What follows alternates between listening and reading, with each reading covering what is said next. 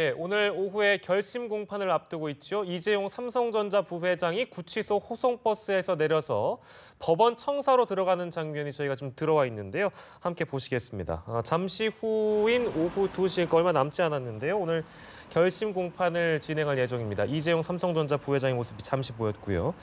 함께 기소가 돼 있습니다. 삼성그룹 전직 임원 4명의 결심 공판도 함께 진행될 예정이고요.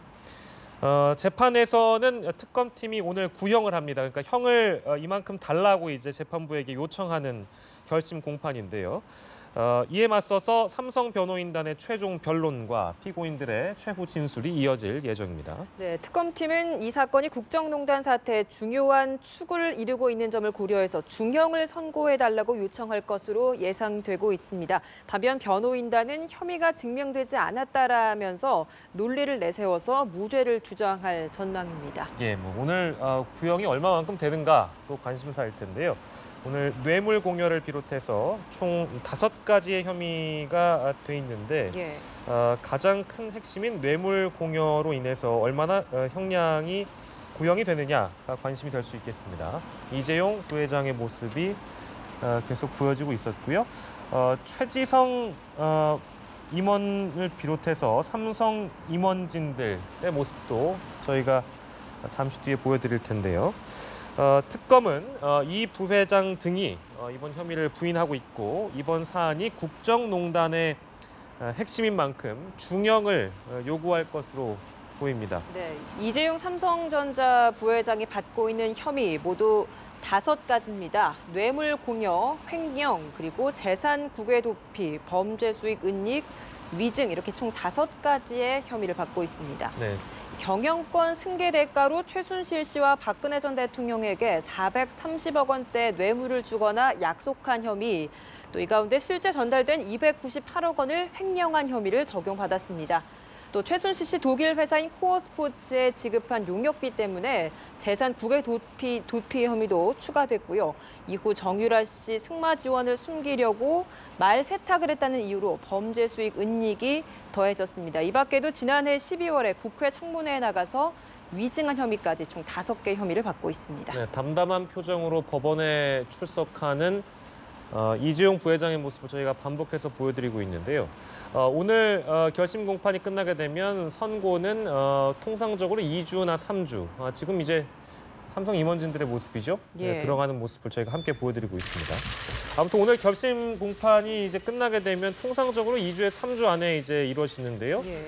구속 기한을 감안을 해보면 8월 27일에 이제 이 부회장의 구속 기한이 끝나게 됩니다. 그 전에 이제 선고 공판이 이루어질 가능성이 커 보이고요. 그러니까 이번 달 넷째 주 정도에 이루어지지 않겠는가, 선고가 이루어지지 않겠는가 하는 것이 지배적인 판단이고요.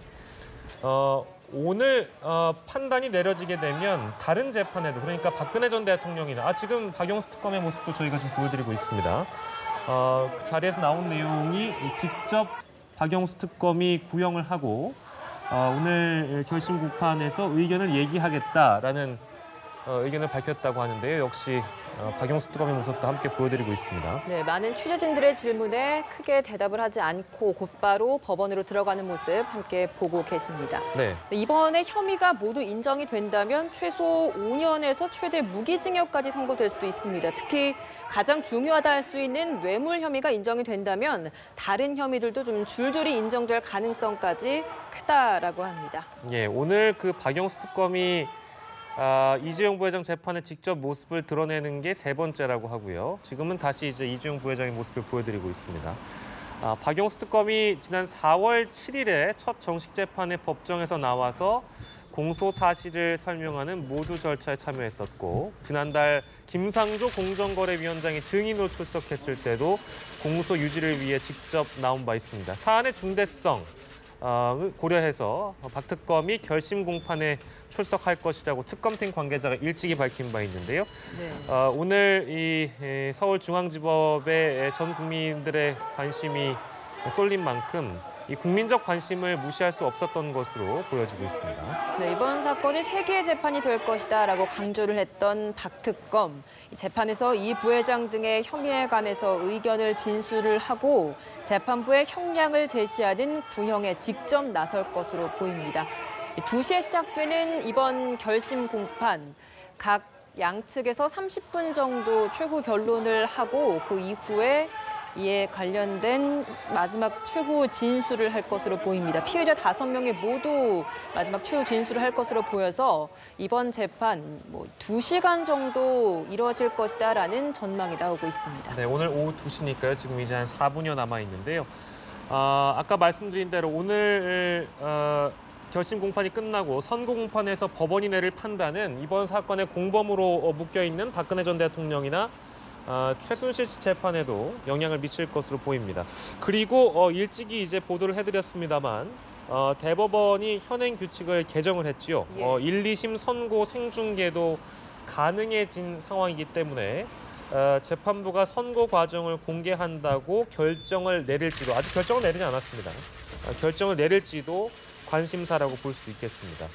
이번에 예. 이제 재판이 되고 재판에서 박근혜 전 대통령에게 뇌물을 줬다라는 혐의가 인정이 된다면 앞으로 박근혜 전 대통령 재판에도 미칠 파장이 상당히 있을 것으로 보입니다. 뇌물을 준 사람의 혐의가 인정되는 만큼 아무래도 받은 혐의를 받는 사람에 대해서도 유죄가 인정될 가능성이 클 것으로 보입니다.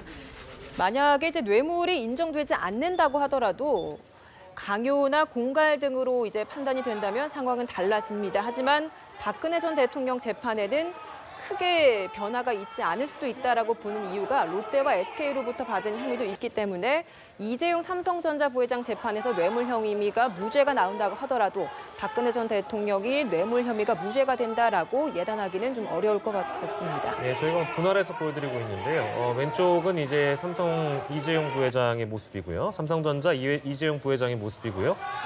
구치소 호송버스에서 내려서 법원 청사로 들어가는 그림입니다. 그리고 오른쪽은 이번 수사를 진두지휘했던 박영수 특검이 법원의 모습을 드러내는 모습이고요. 역시 많은 취재진들이 박영수 특검에게 무언가를 질문했으나 직접 부영하고 의견을 얘기하겠다 정도로 짧게 대답하는 그림의 모습을 저희가 분할해서 보여드리고 있습니다. 네.